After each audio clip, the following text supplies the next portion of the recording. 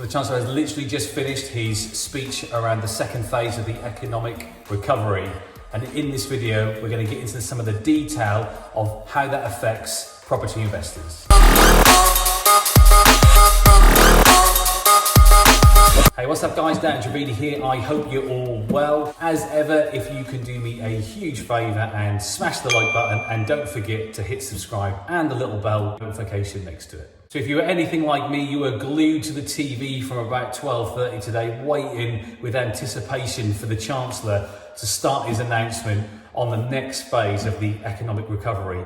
And do you know what? He didn't disappoint. There was a huge amount announced, some of the things that we were expecting and some of the things which were completely new and I wasn't expecting. We're not going to get into every single one of those details because the video would just go on and on. More specifically, we're going to talk about the stamp duty holiday, which is for the next 9 or so months, and some of the packages that he's introduced to help employers, which could indirectly help the property sector. So for those of you who've been watching my videos now for a few months, you'll know that I really got going on my YouTube channel just as lockdown started. And I didn't just wake up one morning and decide to start doing videos after doing a training course just before Christmas. I've been in buying and selling and investing in property for many years now. So a couple of months ago when I did a video about what I thought the Chancellor and the government could potentially do to step in and kickstart the housing market, one of the things that I hung my hat on was stamp duty, and more specifically just for first time buyers and maybe home movers. And that's exactly what has happened. The Chancellor has recognised the level of transactions 2-3 months ago in the height of the lockdown were significantly down, and the ripple effect of a decline in housing market on the overall economy is vast. So he needed to do something to ensure that confidence would not only start to build, but we would start to see more growth within the housing market. And I've seen so many comments, to be honest with you, I just completely ignore them now because I've had so many people tell me I'm wrong, and then when I'm right, they go and hide behind some rock. We knew it was coming, and what does it mean for us? Well, let's be really clear. In the announcement, in the supporting detail, it does not say anywhere that it is 0% stamp duty completely up to 500,000. The announcement was quite specific, quite clear. The current nil banding, which is up to 125,000, is being moved up to 500,000, the current nil banding.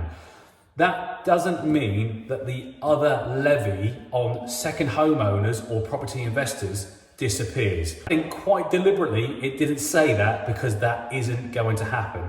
So it's definitely helped the first time buyer and the home mover market, which is fantastic because we need that market to stimulate and drive growth within the property sector, which in turn indirectly drives the other aspects of the sector and the other industries reliant on it.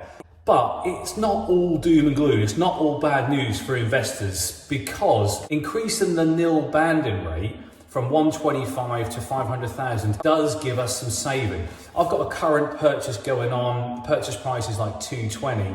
So I think it's gonna save me around 1,300 quid because the 0% banding has increased. So my levy is only on the price of 220. Haven't got the original stamp duty cost of 2% of anything over 125 up to 250. It is going to save me some, but not a huge amount. So it is going to help us a little bit. It's definitely better than a kick in the teeth, but it's not enough, I don't think, to drive mass behaviour and mass buying like we saw back in 2015 when the previous Chancellor, 2 or 3 Chancellors ago, introduced a stamp duty hike for investors, which saw people paying like 10, 12, 15% more for properties to save like 3%. Absolutely crazy. So overall, really positive in terms of the stamp duty. Really happy that he's bringing it in as of today because there is going to be no prolonged waiting for people delaying purchases to try and save this money on the stamp duty. It's going to happen straight away, which is great. So everyone who's got a purchase going through, it will give you that confidence that it should continue to go through and you're going to save a bit of money. And do you know what? Depending on the state of the market in March next year, we could very well see that extended. I think another thing to take out of the announcement is some of the figures that the Chancellor was talking about, the decline in property prices, the decline in transactions. The transactions have dropped to a level that basically wipes out the growth over the last 18 years in the housing market, which is a huge number. They haven't seen a decline in transactions since records began, which does mean if you weren't taking advantage of the fear in the market in March and April, you were missing out on deals. And again, I hate to say it, but I did so many videos on this subject because you do not know you are in the deep decline until after the event has happened. Because I've been through one major recession before and I did barely survive it, I saw the signs straight away. And I was saying that the market had dropped. It was the time to buy. And don't get me wrong, I had more people telling me that I was wrong than I was right. But hopefully those of you who did listen to me did pick up some fantastic deals. I know I did, and I'm really happy that I was able to be a bit greedy when others were fearful. But we are now on the point of recovery, and today's announcement is only going to see the market recover even stronger. So don't think that we're going to see property prices crash. I don't think they're going to climb much more. We're not going to see much more of a spike. We do still have many redundancies to come, but not as many as all the media and all the press were trying to instill fear in everyone with some really ridiculous numbers. And today's other announcement, which is the only other one I'm going to talk about, is the job retention, job creation reward scheme. And bringing back furloughed employees, as long as you pay them £520 a month up until the end of January, employers are going to get another £1,000 grant on top of that per employee, which is absolutely fantastic.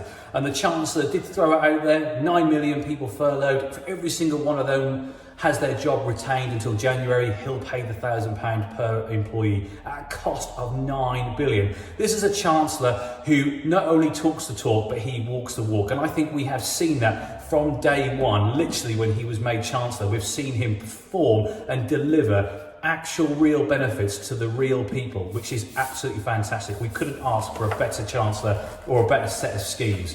The other thing is the Kickstart. There was a lot of quick firing, new buzzwords and ways people and employees can definitely recruit more people. But the one that sort of stood out for me, and I did some quick reading on it, is the new Kickstart scheme. So if you're a property investor or a property business owner and you're looking to recruit more people, this Kickstart thing looks to be the way to go about it. The government, anything from 16 to a 24-year-old, the government will pay up to 25 of the hours per week. So if you're employing someone for 39 hours per week, you've only got to pick up the bill for the 14 hours because the government is going to pay the 25 hours, including the national insurance.